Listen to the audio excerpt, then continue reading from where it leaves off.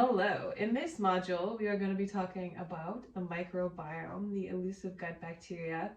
Now, let me tell you, these guys have gotten a lot of press in the last few months. And when I say these guys, I mean the bacteria in your gut. I'm referring to them as these guys. But we're starting to realize the important role they play in really dictating our entire physiology, our reality, our mental health, how we think, our immune system. So I'm going to talk a little bit about that here, and hopefully you will start to appreciate the beauty and mystery of our gut bacteria. So our microbiome mostly exists in our colon. So this is the latter half of our digestive tract right before we poop stuff out. And they say there's up to 5 pounds of bacteria that live in our bodies.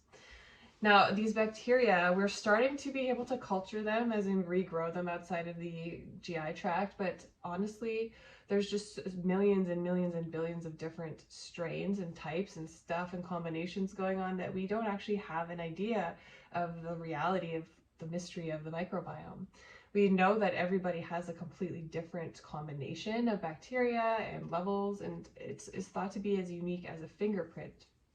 And again, we're just starting to understand the role it plays in our health and in general. So one of the ways that our gut bacteria influences our health is our gut-brain connection. So this is our neurotransmitters, our mental health.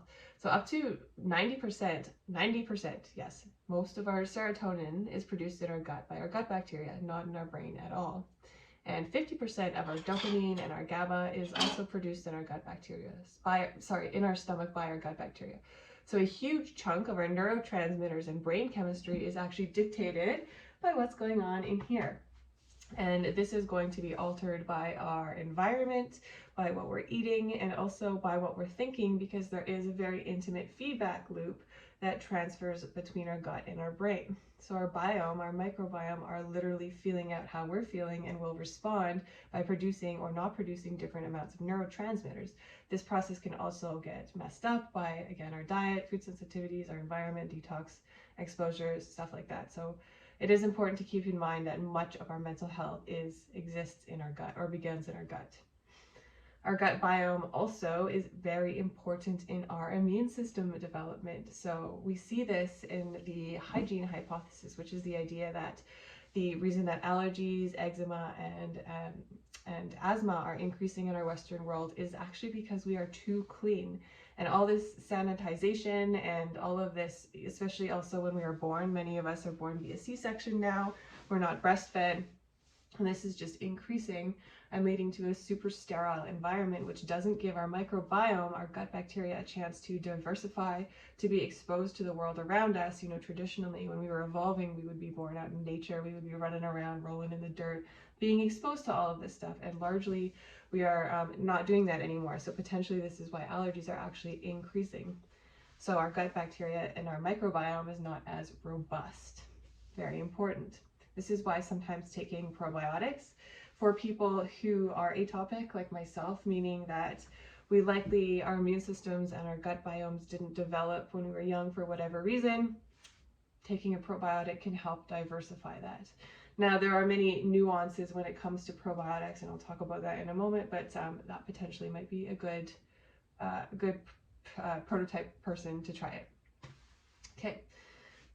Another thing that the microbiome does is it directly updates our biology to calibrate to the world around us. So we're starting to understand all of these different strains are talking directly to the viruses, the strains, and all of the stuff that we are breathing in, that we're eating in our environment. And so this stuff directly, it's absorbed by our stomach, it goes through our body, and our immune system sees it, and then the bacteria in our gut get these messages from the world around us and transfer it into our biology, into our nervous system, and then we see all of these downstream effects. So this is really, I don't know if you would call it the top ring of the ladder or the bottom ring of the ladder, but it's really where everything foundationally begins, is where we interact with our environment. Our gut bacteria interact with all of the bacteria and world around us and dictate kind of how we show up, which really goes to show, I think, in my opinion, how little we really know and how important all of these other aspects of life are.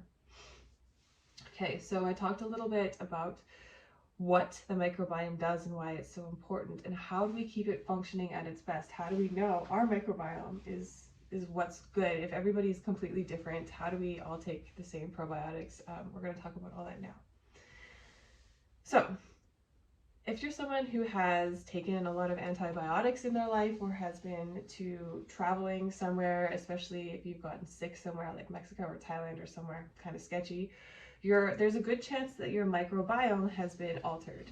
Whether or not this is still carried forward to this day, it depends on the person. So potentially, like, you know, sometimes if someone has had a lot of infections as a child and taken a lot of antibiotics, the gut microbiome can be messed up until adulthood. If someone has gotten really, really sick when they are on vacation in Mexico, sometimes it can actually persist for a long time until we clear it and reset it. So it's not always as simple as just like, hey, let's take a probiotic and you'll be fine. It's more of like, hit the reset button. Sometimes we have to clear out some of the old crap and then bring in some of the new probiotic stuff. Now, probiotic supplements are all different. Now, you might have noticed that with marketing, there's probiotics for skin health, for gut health, for hormone health, for libido, for mood. And there is some research that says some strains are better for certain things, but whether or not this is the truth or just because it's been researched for marketing, we don't know. A general rule of thumb for a probiotic is you want to get something that has lots of different strains, because we all have different strains in our body, and so we're all going to sort of grab onto the strains in the probiotic that we need. So lots of different strains is good. You want a human grown strain. By that is something that can actually repopulate and grab onto the human gut. For example, and I'll touch on this, like ferments, yogurt, probiotics, or yogurts, kombucha, sauerkraut, that kind of stuff.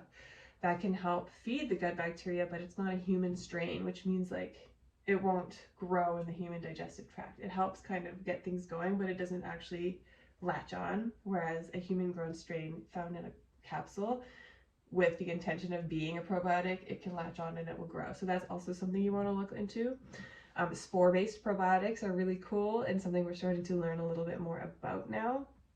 This has to do with using the organisms in the soil. So perhaps this goes back to our lack of exposure. We don't really know yet, but I'm looking forward to learning about more.